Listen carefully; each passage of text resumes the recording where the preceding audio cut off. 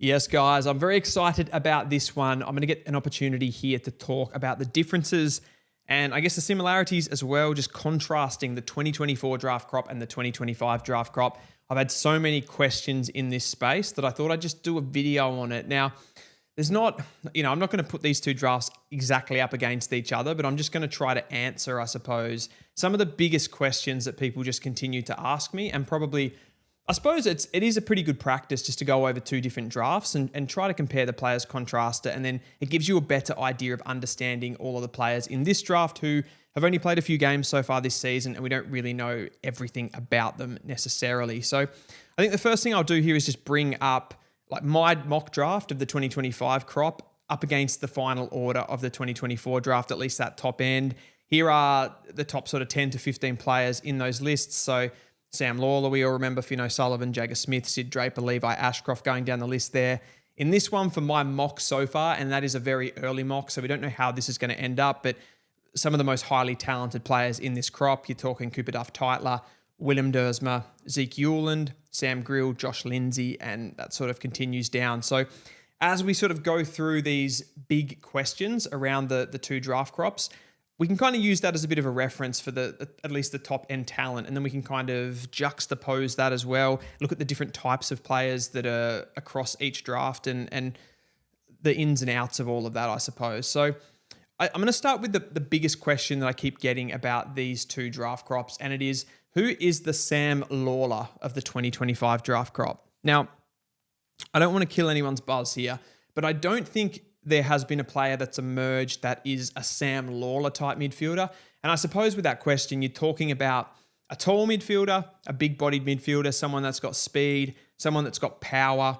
If you're talking about all of the traits that Sam Lawler has, which are many, you're talking about overhead marking inside forward 50, contested marking, you're talking about beautiful foot skills, you're talking about creative handballing, just pretty much the total footballer is Sam Lawler. So he's a pretty hard player to match on paper.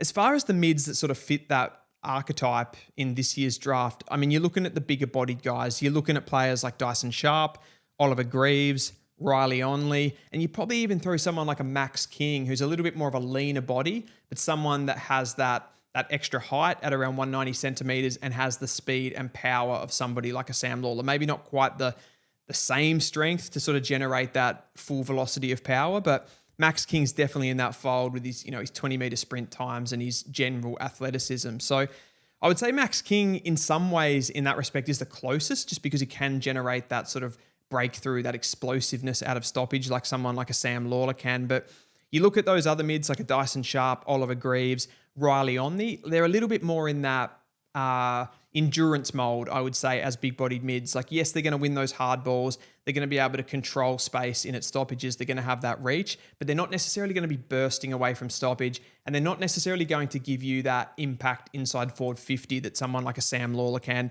Something like what a Harley Reid can and a Jason Horne-Francis can in recent drafts as well. If we're sort of trying to find that prototype in this draft, I don't think it sort of exists totally. I think you're going to be looking at different types of players to try to get what you need there. So I think we can sort of put that player away a little bit and just focus on the guys in the 2025 draft and what they can do. And I think that's something to consider when we're looking at similarities, trying to compare two drafts, is that yes, you do have archetypes and prototypes of players that you are sort of chasing in drafts, but every player is different. There is no two players that are exactly the same. So you're never going to be able to replicate that. And you shouldn't really be looking at a draft trying to go after that specific player if the skill set isn't there. You should be just looking at each player on their merits and what they bring ultimately. And I'll try to kind of cover that in different sort of matrices across this season to try to give you better context on that. But we'll go to the next question, which is kind of chasing the Jagger Smith style player. So is there a Jagger Smith stoppage animal in this draft? There probably isn't one to Jagger Smith's level. I think probably the closest player to Jagger Smith in this current draft crop is Thomas McGuan. He's sort of that slightly built, fast-footed midfielder, sort of pounces on loose balls. You're going to see big disposal numbers for him. He's not a guy that drives the ball forward necessarily. He's a bit more of a controlled midfielder, goes for those short kicks, gets involved in the handball game, but he's very nifty at stoppages and he's going to be picking up a lot of loose balls and a lot of possessions across this season. So he's probably a little bit back in draft calculations, doesn't quite have that same prolificacy as somebody like a Jagger Smith does. And maybe it doesn't quite have the same movement as Jagger and the same evasive skills at stoppages, but he's someone in a similar mold. I think if you're talking about those high-end, smaller-bodied midfielders that do have fast feet, do have a bit of speed, you're looking at potentially here a less prolific midfielder, but somebody that probably has more weapons with their speed, with their agility, with the ability to be able to take the game on and progress the ball forward. And you're talking about Sam Grill there. He has got some explosive speed out of stoppage. In transition, he's absolutely frightening the way that he can step around players as well and just drive the ball really, really long. He's got a beautiful kick as well. I think his kicking, if you're comparing it to someone like a Jagger Smith, much more penetrative and a little bit more telegraphed as well with the way that he uses the ball. So he's been one of the players that's impressed me the most and one that wasn't really on the radar early. So I'm big on him. As far as those fast feet stoppage type players, other than that, I mean, you've got your general sort of smaller bodied midfielders, as in shorter midfielders, like Josh Lindsay's in there as well, but he's a different type, more of a kicker. You've got players like Rory Wright, who's in there as well, but he's a bit more of a physical player, someone that relies on strength and physicality at stoppages more so than loose ball play, as is Dan Annable as well. So they're probably towing the line. They're in that sort of in-between sort of stage where they're a little bit bigger bodied, less fast feet. So I think Tom McGuan and Sam Grill are probably the two standouts at the moment in that Jagger Smith mold. And as I said, they're not the same player, but they do share some similarities. We'll move on to, just looking at the tools, and I just want to bring up, I guess, the top end tools in that 2024 draft and then put that up against the 2024 guys, the ones that we have in that sort of top end at the moment. So the highest picked tall was a key defender in Alex Tyrou in 2024, around the 193 centimetre mark. Jonty Fall was there as a key position forward. He was the next highest after Tyrou. Harry Armstrong, Luke Traynor, and Job Shanahan were probably the next best and the most high pedigree players in that crop. You put that up against this year where you've got a little bit of a mixed bag, a different sort of type of talls this year. You've got Cooper Duff-Tytler, 200 centimetres, Cody Curtin, 200 centimetres, Heatherton's 197, Ludovic is 197, and Emmett is 199 as well. Probably at this stage, at least, are probably the most high pedigree talls we're talking about. So a lot taller straight off the mark compared to those more undersized talls of last year. Now that does come with, perhaps at times that can come with a lack of mobility. That's probably a player when you're looking at somebody like a Cody Curtin who doesn't quite have that mobility of somebody like an Alex Tyrou or a Luke Traynor or somebody like that. So it's interesting when you look at all of those talls. Alex Tyrou was a different type in that he was a key defender that sort of even came into the midfield at times, very undersized but very athletic, very raw, and he was a bit of a bolter in the draft. He wasn't one that was up there at the start of the season. Luke Traynor was a bit more of a hybrid tall who was always touted in the top end. And then the others, apart from Jonty Fall, the others all sort of slid a little bit in that crop. So it's really interesting to see what the talls are going to do. The fact that we have Cooper Duff-Tytler, who's probably more of a ruck. Louis Emmett's a little bit more of a ruck as well. So I don't know what's going to happen with that draft-wise. You remember back to the most highly touted rucks in last year's draft. It was players like Dodson, and he fell a long way in the draft, taken back in the 60s or even the 70s, I think it was in the end. So I don't think that's going to happen with a Cooper Duff-Tytler or a Louis Emmett to that degree. I think one thing that these guys have over the Dodsons is probably that physicality element and the strength and just the ability to fight in the stoppage a little bit more than that sort of raw athleticism. So I think they're definitely going to be right up there, but it is interesting how much the talls in the 2024 draft fell.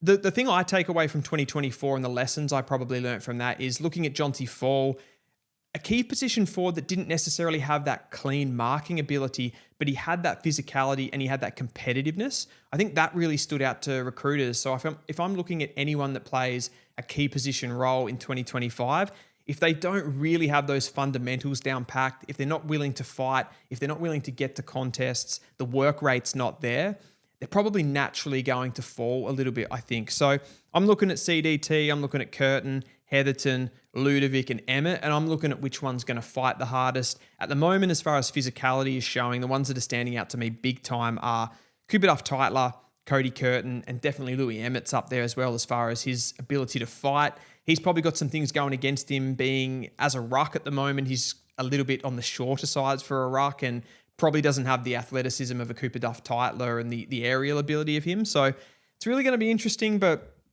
I think if you're looking at this group, potentially, and I want to limit this and not go too overboard, but I think potentially this crop is more talented in the talls than it was last year. People are always asking me who is the best kick in the 2025 draft. So I thought this was another option to be able to bring in the 2024 crop and sort of look at the kickers in this one compared to last year.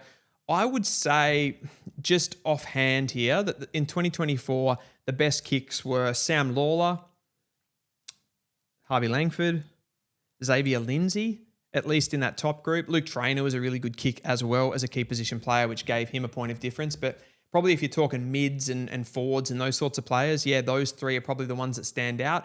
In this crop, I think you're looking at Zeke Hewland, you're looking at Josh Lindsay, you're looking at Rory Wright, Sam Grill, and someone like a Jevon Philippou who's very dual-footed as well. I need to see more of him play for sure, but they're probably the top end players, and they're different to the ones that I said off the top there, like Sam Lawler, that sort of powerful mid forward player.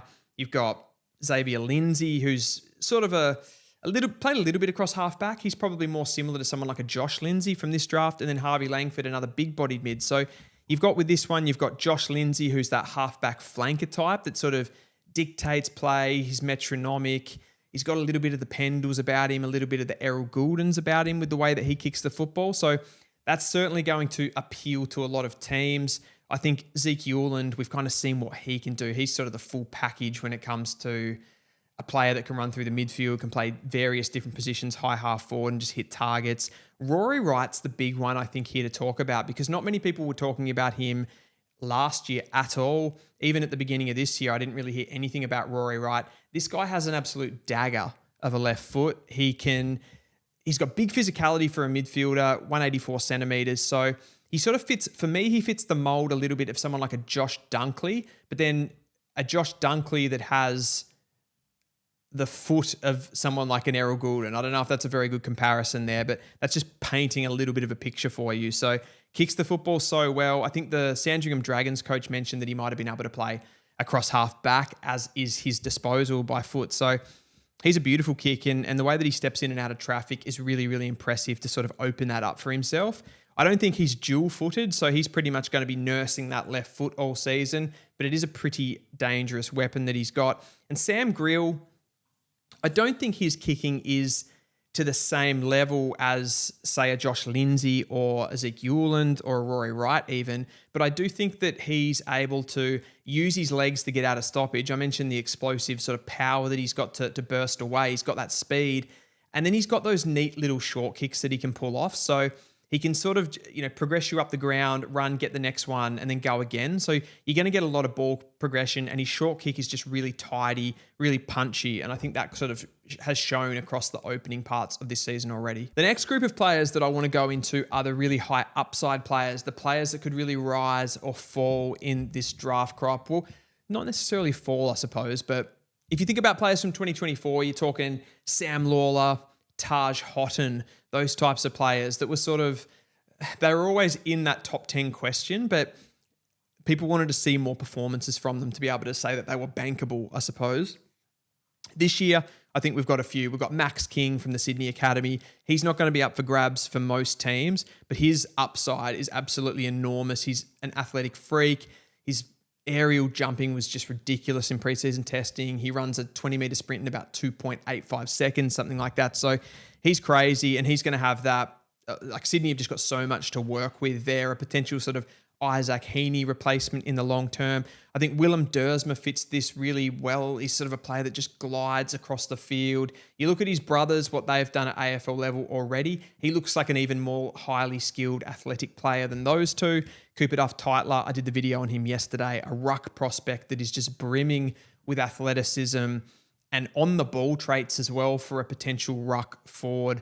Sam Darcy, I think there's some similarities. He's not as tall as Sam Darcy, doesn't have the same reach to take those marks, but what he can do around the ground, his field kicking is brilliant, his movement is brilliant, and he acts as an extra midfielder from the ruck. And the last one for me here is Sam Grill, just a 183 centimeter midfielder. So it doesn't sound amazing on paper, but just the speed and the explosiveness that this guy has out of stoppage is so cool to watch. And it just opens games up. Those players that have that bit of a step on them can open up the field, can go really long, go really direct. It helps you so much in both stoppages and transition. And it's a real point of difference for him up against those bigger bodied mids that I mentioned off the top, the likes of Oliver Greaves and Dyson Sharp and these types who are probably more just bigger bodied mids that mainly affect the game out of stoppage. He's got the foot skills, he's got the speed, he's got the power, he's got all of that. So I think he's going to be really exciting and one that could, I don't think he's going to fall. I just think he's going to end up in that top sort of 3 group by the end of the season. So the final point of this video, which draft has more quality out of the 2024 draft and the 2025 draft? Well, I think the easiest way to answer this question,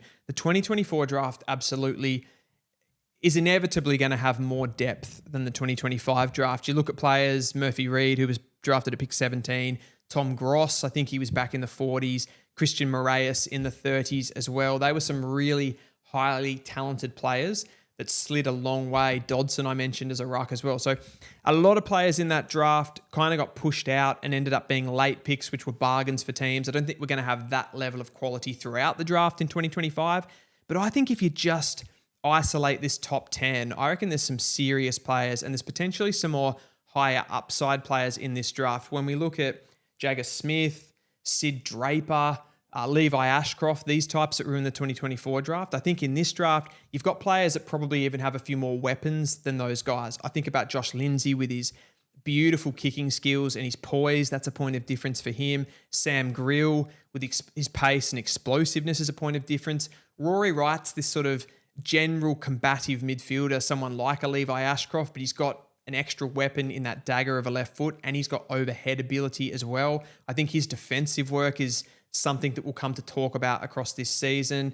You've got Greaves, who's pretty much that sort of Josh Smiley level player. You've got Willem Dersma, who could be absolutely anything. And then you've got those academy players around that. So as far as from an open draft point of view, I think if you're just isolating the players inside that top 10, Kubitov Title is one that I didn't even mention there as well. So if you're isolating all the talent at the top end, I think there's some serious players and potentially even more talent than the 2024 draft. That is a wrap for this video, guys. I hope you enjoyed that one. It was almost a bit of a hybrid between a comparison of 2024 and 2025 and me attempting to do a Q&A. Let me know if you like this sort of content and I can sort of do more of these videos, because this was a pretty easy video to make. I could sort of just, put some questions there and try to answer them for you guys.